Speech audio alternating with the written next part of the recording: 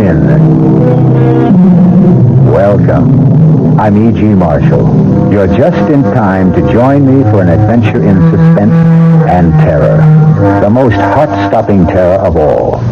Not the terror of the eccentric, the grotesque, or bizarre, but the chilling terror that slowly emerges when one discovers that all the standards, the laws, the customs that have so naturally governed our existence have suddenly been revoked or repealed and no longer apply. Gone are the familiar, the everyday usages which regulated life in a comfortable, predictable flow. And you are suddenly confronted with a living nightmare of chaos and anarchy. Our mystery drama, To Kill with Confidence, was written especially for the Mystery Theater by Sam Dan and stars Marion Seldes. It is sponsored in part by Sign-Off, the Sinus Medicines, and Anheuser-Busch Incorporated, brewers of Budweiser. I'll be back shortly with Act One.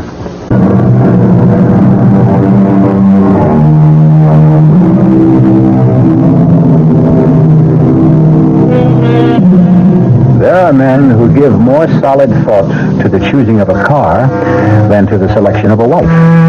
There are girls who will take more time and care in deciding on a fall outfit than in picking a husband. Who is to blame? A good deal of it can be placed on the shoulders of society, which somehow tries to imply that marriages are made in heaven.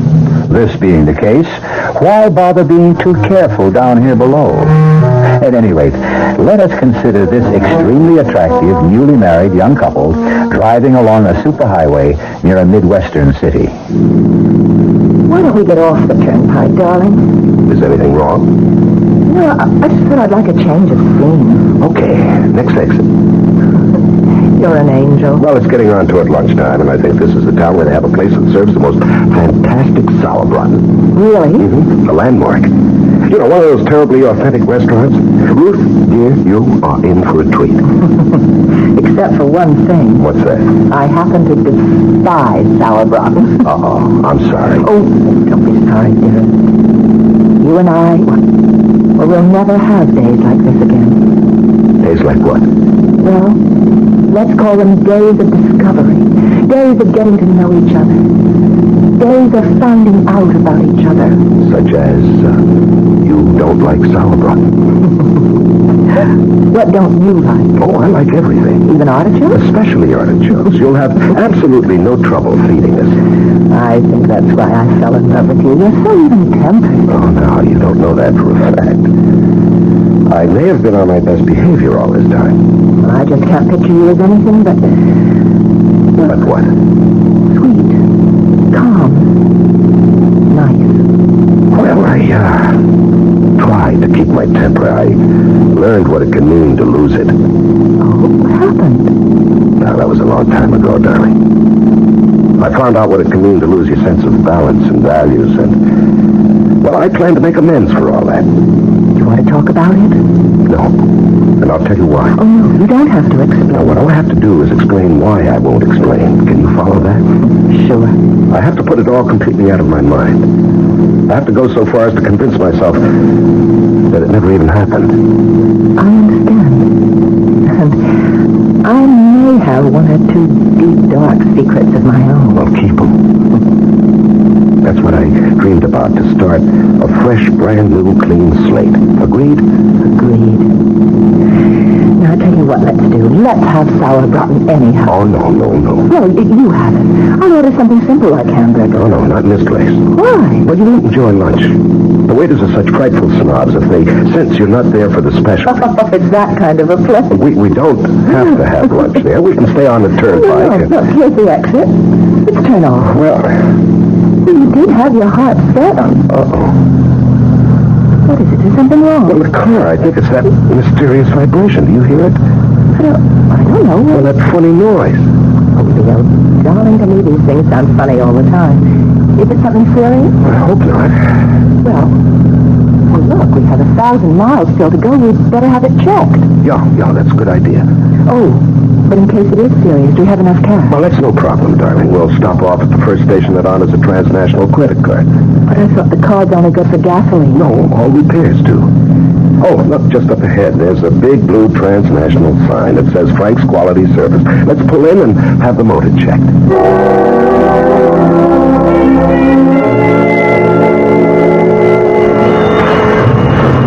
Well, are we in for some major surgery? Yeah, it's a rocker arm.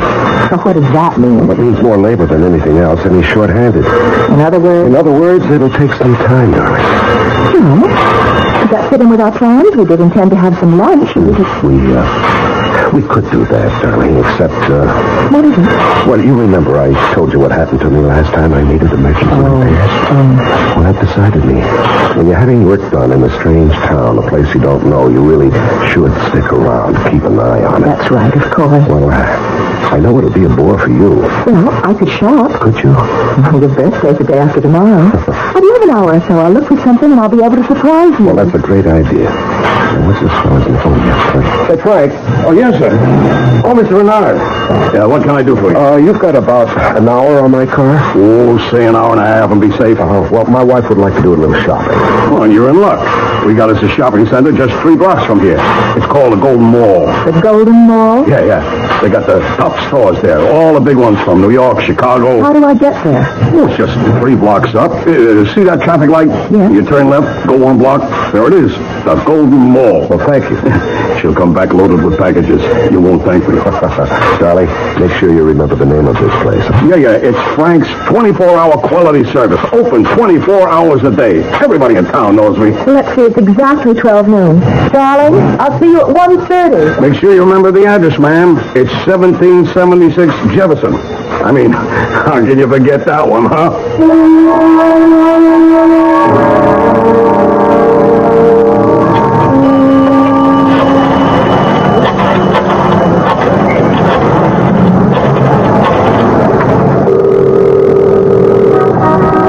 Frank's 24-hour service. Frank speaking. Oh, is Mr. Renard there? He should be having his car fixed. Mr. Renard? Oh, yeah, sure thing. Oh, hold on, huh? Mr. Renard! Hello? Leo, darling.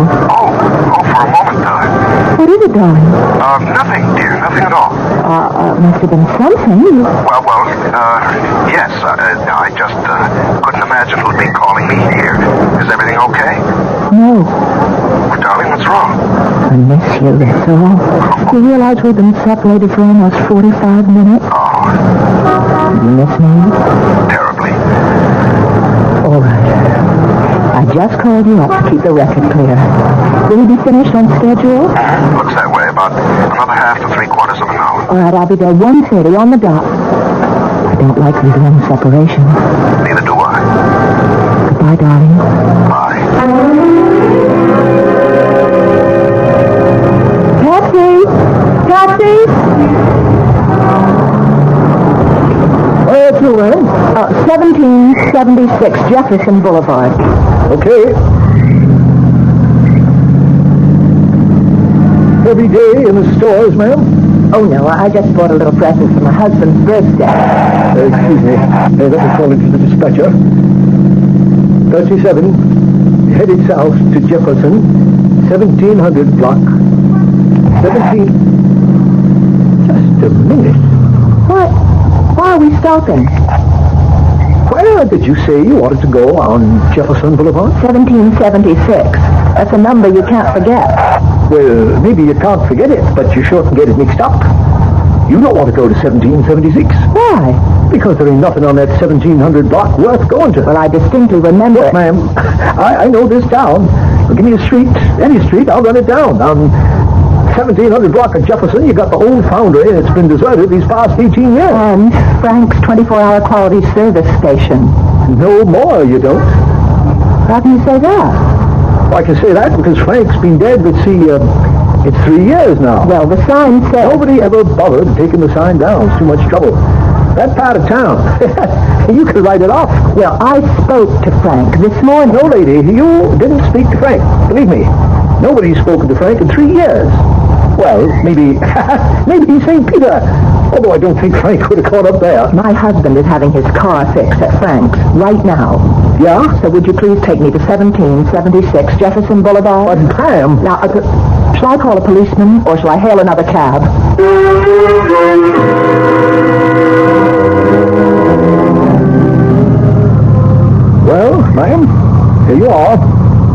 1776 Jefferson. And it says Frank's Quality Service, so I was right. What are you trying to... Look at what else it says on the windows.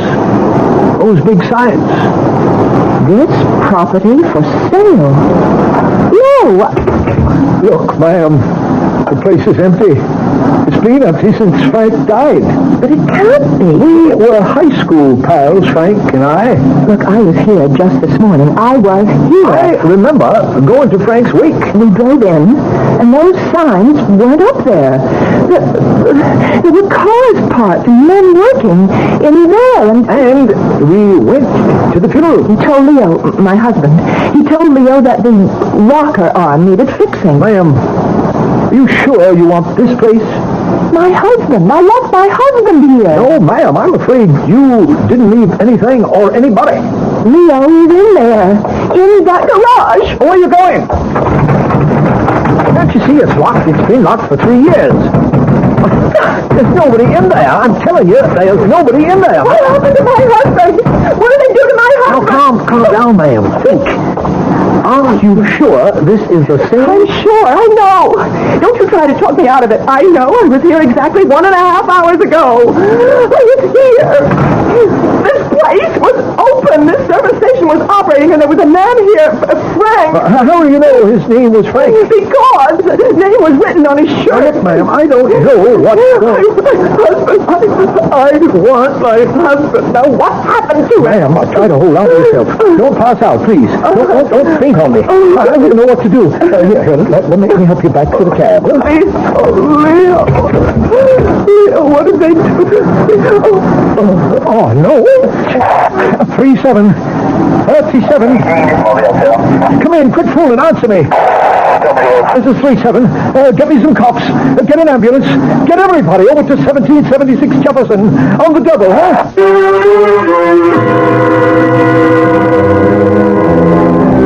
Well, how do you figure it? Frank's 24-hour quality service. Now you see it, now you don't. Nightmare?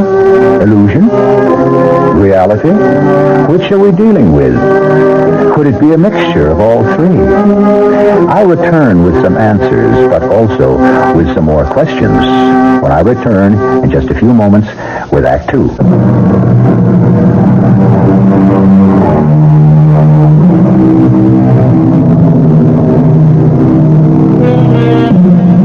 Why don't you do some shopping while I'm having the car checked? Asks newlywed Leo Renard of his wife Ruth. Reasonable enough. And so, when her shopping is finished, Ruth returns to discover that the car is gone. Leo has disappeared, and the service station has been closed these past 3 years. And you insist you actually were at that particular service station, Mrs. Renard? Doctor, I know you're trying to be helpful, but we aren't going to get anywhere. Why do you say that? Well, to begin with, we have a severe difference of opinion. But you... Wait, please, let me finish. You think I'm crazy. That isn't true. Well, you have a medical term for it, I'm sure. Something to take the sharp, rough edge off it. But at this point, according to you, I'm not behaving normally. Now, does that state the case? Well, look at it rationally. Which, according to you, I'm not doing now. That service station has been closed for 3 years. The man who owned it and ran it has been dead all this time. Then how do you account for the fact that my husband and I were there this morning? Would you agree to submit to some tests, Mrs. Renard? I'll agree to anything at this point. I'll agree to anything that will convince you that I am as sane as you are. And once we establish that, and you start believing me, then perhaps we can find out what happened to Leo.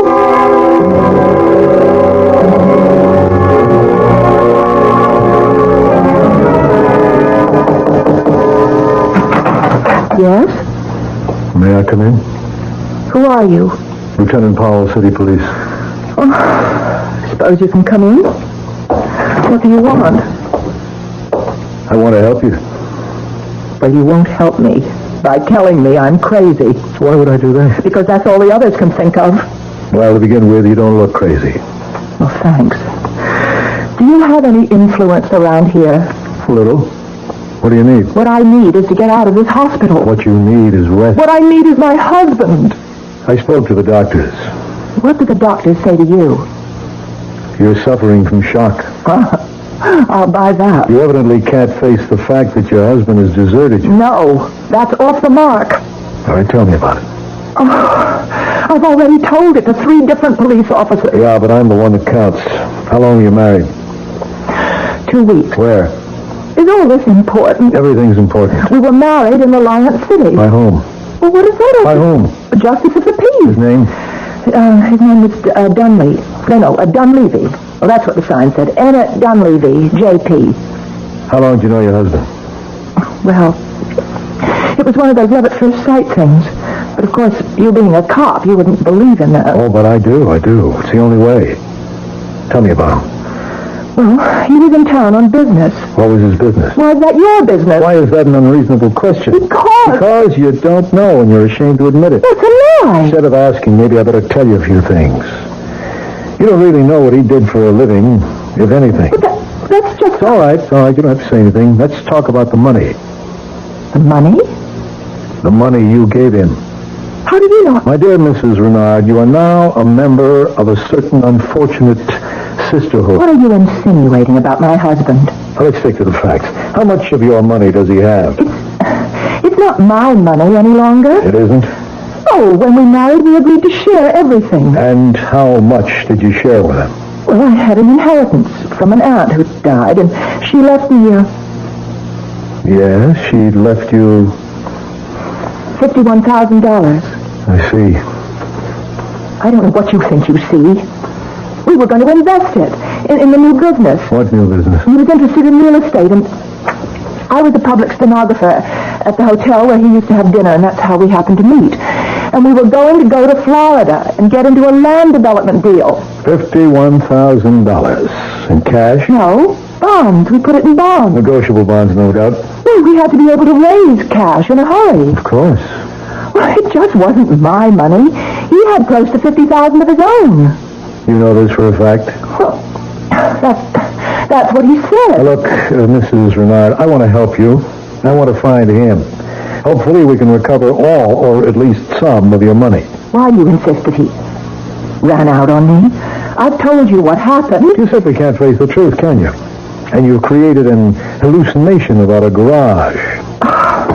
Don't you start behaving like a psychiatrist, too. Now, look, the sooner we get you to face reality, the sooner we can get you to think rationally and maybe give us some leads. Look, I told you. What we have to do is get rid of this service station delusion of yours. But it isn't a delusion. I spoke to the doctor. Lying around here in bed isn't doing you any good. I asked him if I could get you to work with me. Now, you can't remain here indefinitely. You're going to have to start some kind of new life for yourself. Are you saying that Leo is... I'm saying, one way or another, Leo is gone. No. Right now, I'll go talk to your doctor. Pick you up in about an hour, is that all right? Wait, I want to thank you. Yes, well, maybe now you're beginning to face reality. Maybe. Maybe what? Oh, I don't know. I'm so... Sure. It's a bad spot to be in. You're really very kind. No, I'm not. It's just a technique. Don't let it fool you. Well, at least you've made me feel better. You ready to face it? I think so. Whatever it is, I guess I'm ready to face it.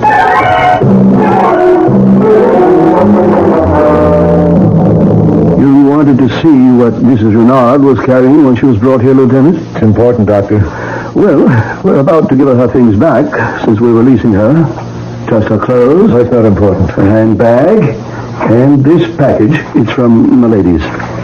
Well, that's the most exclusive women's shop this side of New York. I suppose she believed in treating herself right. Why not? It was her money. Anything in the handbag? Oh, the usual odds and ends. Papers? We couldn't find any. Driver's license? Nothing. No credit cards. No identification. Well, that doesn't sound right. Well, she said she was going off just briefly to shop, and she didn't want to be loaded down with a big handbag. So she just took a small purse with some money and makeup, left everything else in the car. There is this snapshot. Must be Leo. He'd have to be Leo. You know something? He looks familiar. He looks familiar because you've convinced yourself he's a confidence man. That's right, he has to be. A smooth, experienced operator, too, which means he's been around, which means he may have done time, which means there's a make on him. His photo's been passed around throughout the country, and I would have seen it, and so maybe I'm remembering it subconsciously. All you cops are getting into psychiatry these days. Is that good or bad? Listen, let me borrow this snapshot. I'll have the boys run it down.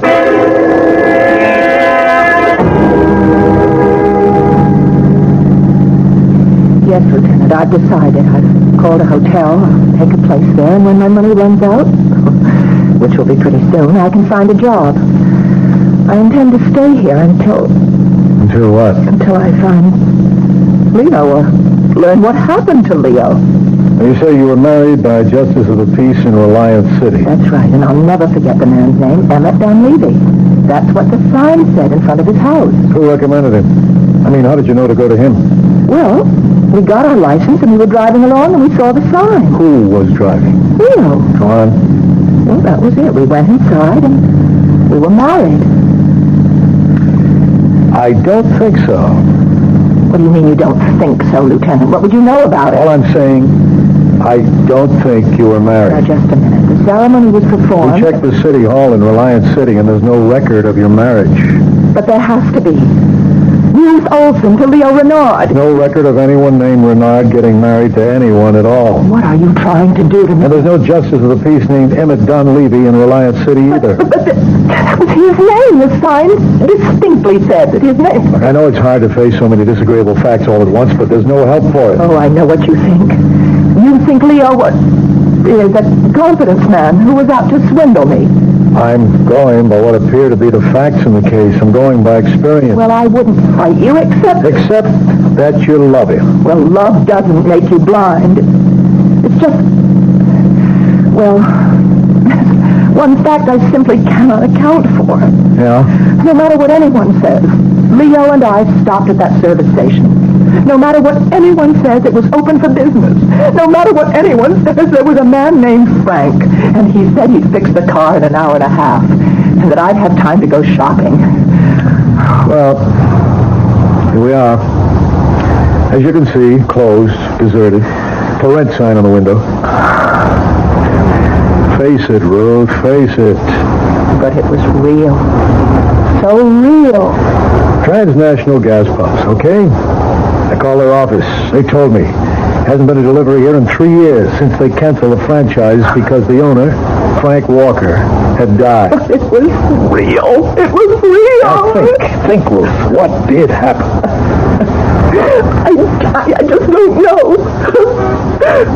Oh, God, Lieutenant, am I losing my mind?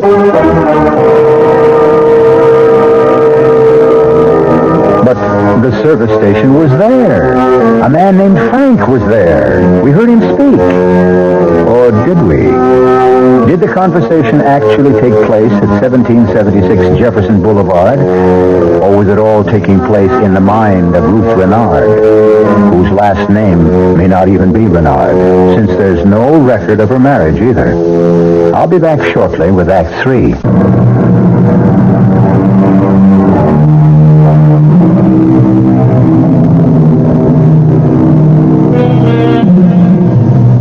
Still insists she left her car there to be fixed under the watchful eye of her husband. The authorities insist that Leo ran out on her, or perhaps there never was a Leo, and she creates this fiction because she cannot accept reality. Well, what is reality? Well, come on. Let's take a look at the place. As you can see, Ruth, deserted. But as you can see, Lieutenant, it's spick and span. How clean this place looks. Does this have the appearance of a shop that's been closed for 3 years? Well, where's all the litter that would collect? Why aren't these windows grimy and dusty? I checked it out with the real estate people. They keep the place shaped up. After all, they are trying to get rid of the place, you know. I was inside this place yesterday. But there's a padlock on the door. Whatever you want to say, however you want to say it, I know this. I was here. Okay, let's go inside. The real estate people gave me the key. You don't believe me. It's obvious by your manner. Now, that's no good. It's bad for me to have an obvious manner. I know you're trying to be nice. I'm only trying to find some answers. Come on in. Well, does it look familiar? This only makes me more certain. I was here. I stood right here at this counter when Leo came out of the shop, which is right through that door, with Frank, Yeah. and told me what had to be done with the car. What you're saying is, this visit only reinforces your conviction that you were here. Absolutely. Well, let's stay with that for a little while anyhow. How long were you gone? Exactly an hour and a half. I've already told. Yeah, I know. Are you sure? Positive. And what did you do? But I already... All right, never mind. I went to this Golden Mall. Yes, and? And I shopped. Buy anything? Well, I wasn't in too much of a mood for shopping. I missed Leo, and I was hungry. So I ran into a shop and I picked up a nightgown. That took an hour and a half? Well, I wandered around. I looked in windows, had a cup of coffee, and I even called Leo. I was away from him for 3/4 of an hour, and I missed him so much I just had to call him. You called Leo here? Yes, here. Here. I don't see your phone here. Well, there must be. I phoned him. I spoke with him. How can you... Well, where's the phone? I don't... Maybe it's in the office. The office? Well, maybe the man, Frank, has a private office, and that's where his phone is. Well, let's look around. Yeah, you're right. It's got a little cubbyhole here with a desk. Sure enough, a phone. Well, finally, have I said something you can believe?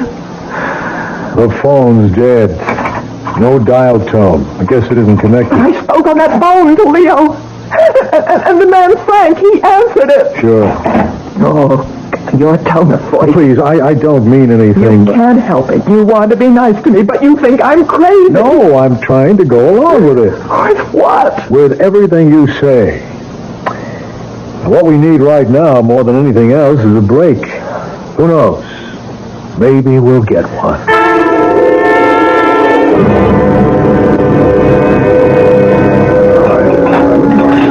Kind of you to take me to dinner. It's a line of duty. I can even put it on my expense account. You said that you had an important development. I think we do. Well, can you tell me? We think we know who Leo is. What do you mean? You know who he is? His real name is Wallace, Leo Wallace. It's impossible. Better let me finish. Listen, we had his picture. Where? How? I mean, how could you get his picture? It was in your handbag. Oh. I ran it through the routine, and there's a very strong likeness to a Leo Wallace, a very skillful confidence man. Oh. Now, Leo had turned in a very big score. He'd flim-flammed some old gent out of about $1.5 million. Well, I don't believe it. Maybe you'd better hear it first. He denied it. The jury voted against him. He got a minimum of 10 years, but there was an appeal. Just a few months ago, they found some irregularities in the trial, and he was free. Oh. How about the money? The money. The money he's supposed to have stolen. Oh. If he did steal it, he has it hidden somewhere, so you see, there's a motive on someone's part to get him and get at the money. I never dreamed that Leo could... Yeah, well, as I say, we can't prove it. All we know is that your Leo's picture looks like this Leo Wallace. Then I don't have to be crazy. This could have all been just a plot, don't you see? You thought Leo was out to steal my money, and as it turns out, there were people after Leo. They could have arranged the whole service station setup. Well, it's not impossible. Well, then can't you do something? How he could have arrived at this service station is something I'll get to later. The fact is, he did go there. Well, I tell you he did. You did. Now, if only we can put him there, things would make sense. You wouldn't be crazy. We'd have a lead. Why pick Frank's service station? It isn't the first one you came to. It was the first transnational gas station, and that was his credit card. Are you capable of being objective right now? I'm trying to prove to you I am not crazy. Well, pretend for a moment that all this happened to somebody else. Pretend that this is a story I'm telling you. I don't see that. A young woman tells a cab driver to take her to a non-existent gas But station. I have been there with my husband. We don't know that. We only have your word for it. So, when they arrive, she becomes hysterical and she tells the story you've told us. Okay, we check. We find out there is no record of the girl's marriage. No record of the justice who she claims married her to her husband. Her husband is most likely a notorious confidence operator, newly released from jail. Why would I lie about... Continue, please. We know very little about the girl herself. She worked at the hotel in Reliance City as a public stenographer for only a month. There's no family. I lost my parents years ago. I'm an only child. I had one aunt who's dead.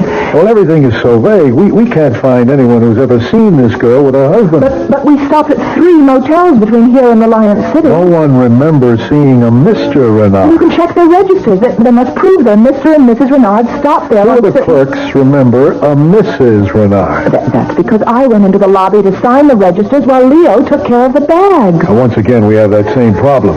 Admit it now. If this were someone else's story, would you believe it? All right, I know. It sounds... But if it is a hallucination, where did it start? No, it's real.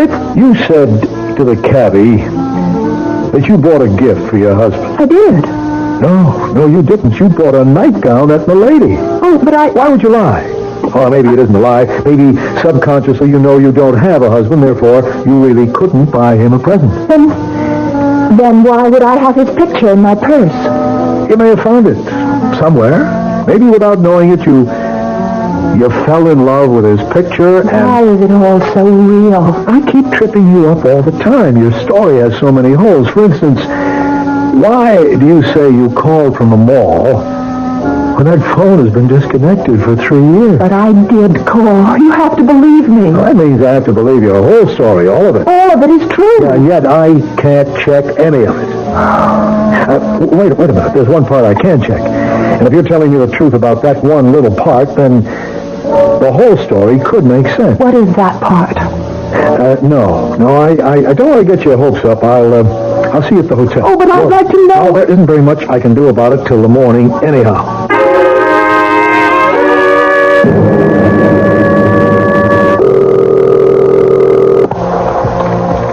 Sergeant Flowers? It's Lieutenant Powell. Sergeant, there's a telephone at 1776 Jefferson Boulevard. You got that? Yes, sir.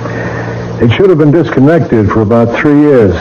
I want you to find out if it was temporarily restored to service recently.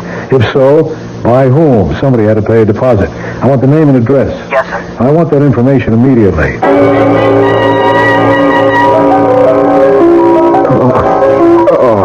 Okay, Leo, take a little drink. That's good. It'll make you feel better. There you are. Now, you gonna be sensible? You can drop that. Leo, as long as you're willing to catch, I can pitch. Be reasonable. I don't want all the money. I don't care if you kill me. It can come to that. Now, look. The old guy's dead. You can't give it back to him anymore. He has a family. And every one of them a millionaire. Leo, why should the rich always get richer? I seen crooks like you go soft, start to worry about right and wrong. Believe me, it don't last. It wears off. I'm only trying to save you from yourself. You punk, I should have recognized you at that gas station. Hey, wasn't it a great wig and a mustache? I look good in it, huh? Leo, back in the jailhouse, I protected you against all those dudes who wanted to shake the secret out of you. I saved your life. You promised me my peace. I'm entitled. I'm entitled. I'll kill you. You punk. You're at the end of the line. You blew it. You blew it. You'll kill me for nothing, and this time they'll send you up for life. Never. You think I'm not going to kill you if you don't lead us to the door. That's wrong. I'll kill you. Go ahead, punk. Go ahead. Please, Leo, don't make me do it. Hit him one more time, punk, and I'll blow your head off. Hey, what? Keep your hands up high where I can see him. That's good. Bill, Eddie, hustle this one down to headquarters. You sucker. We could have been rich. We could have been rich. What do you get out of it this way? So, you're Leo. You all right? Yeah. Takes more than a punk like him. Let me get you untied. I guess she was telling the truth all this time, huh? Can you stand? Yeah, okay. You're quite a guy, Leo. I have to go to headquarters to book him. I'll need you, too. Sure. I know you want to see Ruth. Why don't I drop you off at her hotel? You'll want to be alone for a while. Yeah, thanks. You can both come down later. There's no hurry.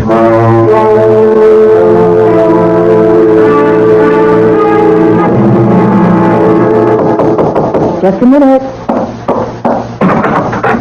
Leo! Oh, Leo, darling. Hello, Ruth. Leo, how did you... What made you... I don't know. I don't want to talk. I just want to hold you. Leo! Oof, Leo, are you... Crazy? No. But I would be if I couldn't figure it out. What? That gas station, that was all a setup. Leo! How did they know I would stop right there, huh? How could they be sure somebody had to loosen a gasket just enough to make that noise? Somebody had to say, let's get off the highway at that particular exit.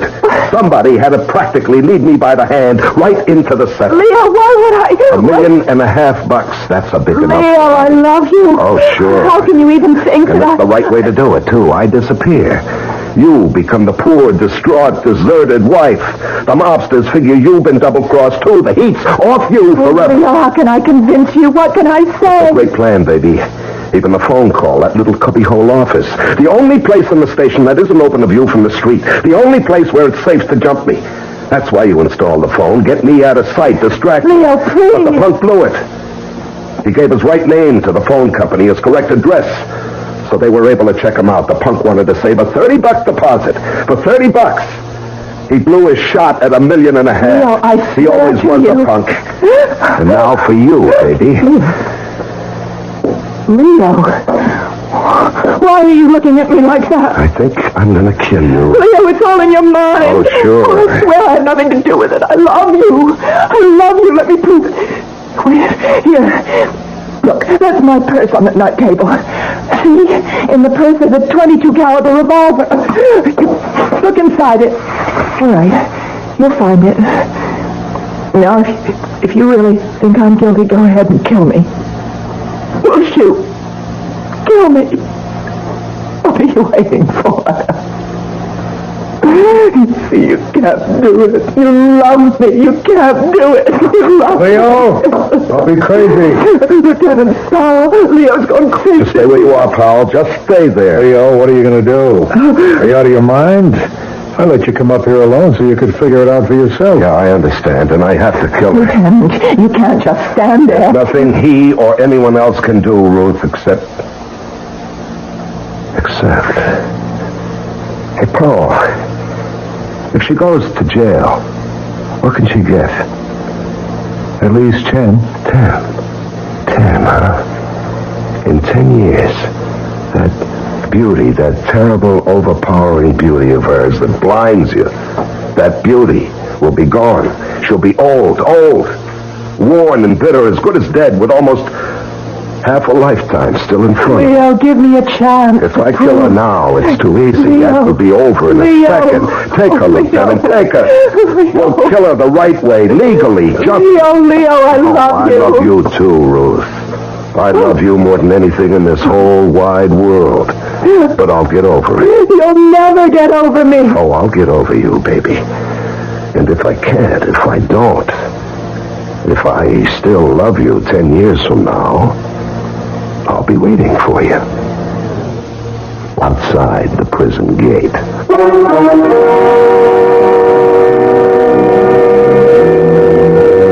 Did Leo get over Ruth? Or did his love continue? Did he meet her at the prison gate 10 years after? We don't know. It hasn't been 10 years yet. What a story that would make. And we hope all of us will be around 10 years from now to hear it. I'll be back shortly. Our cast included Marion Seldes, George Petrie, Larry Haynes, and Gil Mack.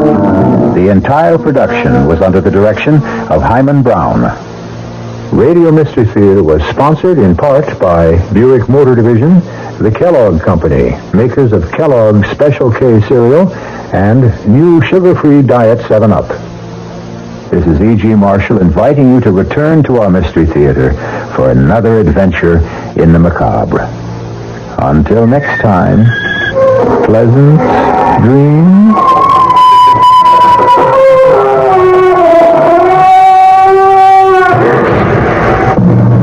The WR Mystery Theater has been brought to you by ShopRite Supermarkets, where you get a lot more for a little less, and by Suburban Savings, with offices throughout North Jersey. The preceding Mystery Theater program is furnished by the CBS Radio Network. This is WR New York and RKO General Station.